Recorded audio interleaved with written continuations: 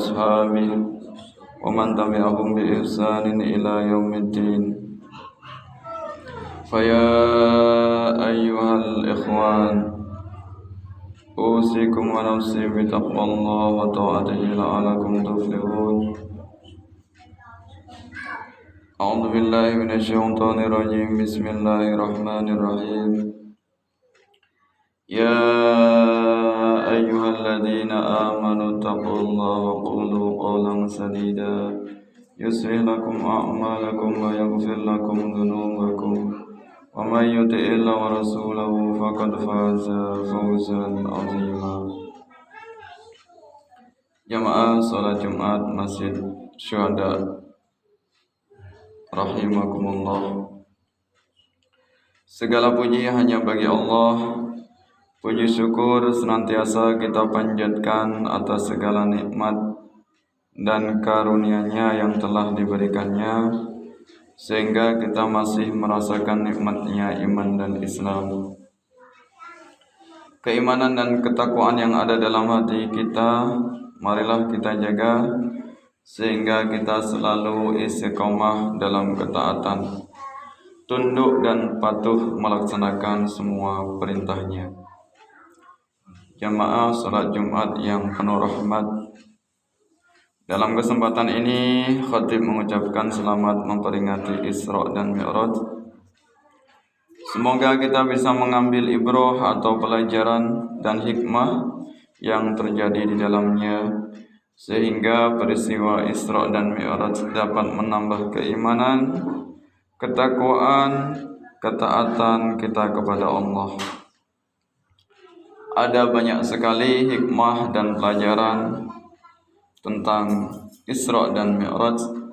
Bahkan dalam banyak kesempatan para imam, para khatib, para dai sering menyampaikan untayan mutiara atau penjelasan yang sangat panjang, sangat detail tentang banyaknya peristiwa atau hikmah yang bisa diambil dari kisah atau kejadian Isra dan Mi'raj. Dalam kesempatan ini khatib hanya menguraikan beberapa saja yang khatib pahami tentang hikmah Isra dan Mi'raj. Yang pertama yaitu salat sebagai tiang agama, dan salat adalah syariat Nabi terdahulu. Rasulullah datang ke Sidratul Muntaha dalam rangka menerima hadiah istimewa, yakni salat 5 waktu. Rasulullah datang dengan sukacita memenuhi panggilan Tuhannya. Betapa pentingnya salat bagi umat Nabi Muhammad SAW, sehingga syariat Nabi terdahulu tetap dilestarikan oleh umat akhir zaman. Fakta bahwa salat adalah aktivitas Nabi dan kaum terdahulu yang beriman didukung oleh banyak keterangan, banyak ayat Al-Quran. Di antaranya dalam surat Maryam 55. Wa kana ya'muru ahlahu bis-salati waz-zakati wa kana 'inda rabbih mardiyya. Dan dia Ismail menyuruh keluarganya untuk melaksanakan salat dan zakat, dan ia adalah seorang yang diridhai di sisi Tuhannya. Kemudian juga diuraikan dalam surat Maryam yang 31. Wa awsani bis salati waz zakati ma dumtu hayya. Ini tentang salatnya Nabi Isa dan kaumnya. Dan dia Allah memerintahkan kepadaku mendirikan salat dan menunaikan zakat selama aku hidup. Kemudian tentang konsekuensi orang yang meninggalkan salat bagaimana? Di sini ada uraiannya, hadis dari Buraidah. Wa an Abi Buraidah radhiyallahu anhu anin Nabi sallallahu alaihi wa alihi wasallam qala al-ahdu alladhi bainana wa bainahum as-salah faman tarakaha faqad kafir. Rawahu Tirmizi wa Ibnu Majah. Dari Buraidah radhiyallahu an dari Nabi, beliau bersabda, ikatan janji di antara kami umat Islam dengan mereka orang-orang kafir adalah salat. Maka barang siapa yang meninggalkan salat berarti dia telah menjadi kafir. Hadis riwayat Tirmizi dan Ibnu Majah. Kemudian poin yang kedua yang bisa kita ambil ibrah atau pelajaran hikmah tentang Isra dan Mi'raj, yaitu kewajiban menyampaikan kebenaran walaupun itu terasa pahit. Sepulangnya Rasulullah dari langit ketujuh atau Sidratul Muntaha, Rasulullah dihina dan dicela habis-habisan oleh kaumnya, oleh orang yang ingkar tidak mempercayai risalah kenabiannya. Rasulullah menceritakan apa adanya kepada kaumnya dan mayoritas kaumnya menolak. Hanya sahabat beberapa saja yang setia, yang banyak dikisahkan dalam sejarah yang kita kenal, yaitu Sayyidina Abu Bakar. Peristiwa ini menjadi pelajaran bagi kita bahwa kebenaran wajib untuk disampaikan walaupun ditolak atau tidak dipercaya oleh banyak orang, tidak dimani oleh manusia. Dawuh singkat Kanjeng Nabi berbunyi, qulil haqqa walau kana murran. Katakanlah kebenaran walaupun itu terasa pahit. Hadis riwayat Baihaqi dan Ibnu Hibban. Kemudian poin yang ketiga, Isra dan Mi'raj mengajarkan kita untuk semangat dalam berdakwah. Isra Mi'raj adalah hiburan atau pelipur lara bagi Kanjeng Nabi. Dakwah yang begitu pahit dan ancaman yang menyakitkan dari kaumnya membuat Nabi kian sedih.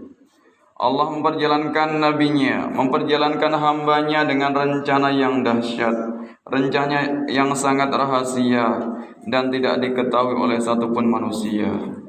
Allah memperjalankan hambanya sebagai motivasi dan semangat dalam berdakwah, bahwa dalam setiap kesempitan akan ada keajaiban-keajaiban atau mukjizat. Allah akan senantiasa menolong hambanya dan membalas rasa lelahnya dengan sesuatu yang menakjubkan, tak bisa dipikir dengan nalar dan logika. Jika Allah menghendaki, tak ada satupun makhluk yang dapat menolaknya. Fastaqim kama umirta wa man taba ma'aka wa la tatagaw innahu bima ta'maluna basir. Maka tetaplah engkau Muhammad di jalan yang benar, sebagaimana telah diperintahkan kepadamu juga orang yang bertaubat bersamamu, dan janganlah kamu melampaui batas, sungguh Dia Maha melihat apa yang kamu kerjakan. Hud 112. Ayat ini mengajarkan kita agar gigih dalam berdakwah, istiqomah dalam kebenaran dan tidak terpengaruh dengan kemaksiatan. Dakwah tidak harus ceramah, tidak harus menjadi ustadz atau kiai. Dakwah adalah menyeru atau mengajak, yakni mengajak manusia ke jalan Allah, meninggalkan dosa dan mengerjakan perintahnya. Dakwah adalah aktivitas amar ma'ruf nahi mungkar, mengajak manusia pada jalan yang baik atau perbuatan baik, mencegah manusia berbuat jahat. Apapun profesi kita, dakwah adalah kewajiban bagi setiap umat Islam sesuai dengan kemampuan dan bidangnya masing-masing. Jika sudah tidak ada lagi umat Islam yang mau mencegah kemungkaran, maka bersiaplah bahwa Allah akan menimpakan padanya azab secara keseluruhan. Innan nasa idza ra'awul munkar la yughayyiruna aw syaka aw ya'ummahumullahu biqawmihi. Sungguh manusia itu jika mereka melihat kemungkaran lalu mereka membiarkannya atau tidak mengubahnya, maka hampir-hampir Allah menimpakan sanksinya kepada mereka secara umum.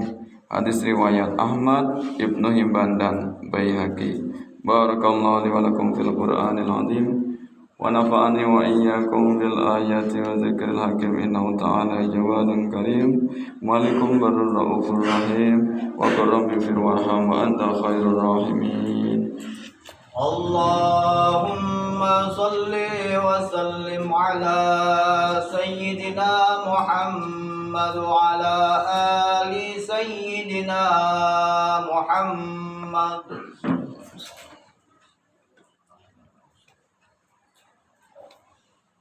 Alhamdulillah, wassalatu wassalamu ala rasulillah Muhammad ibn Abdullah.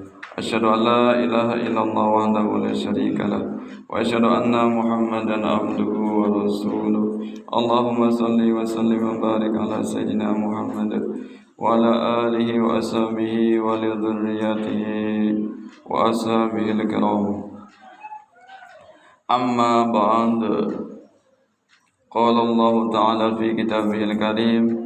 أعوذ بالله من الشيطان الرجيم. بسم الله الرحمن الرحيم. يا أيها الذين آمنوا اتقوا الله حق تقاته ولا تموتن إلا وأنتم مسلمون. أوصيكم ونفسي بتقوى الله فقد فاز المتقون.